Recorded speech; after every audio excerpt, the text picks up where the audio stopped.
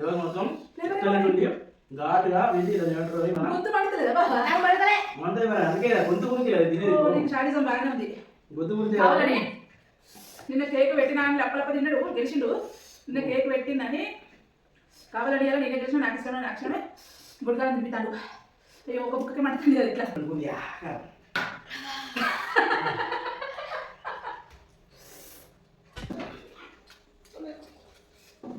బట్టే అయిపోయిందా చూడండి నేనే విన్నారు పొద్దుగా ఉంటారా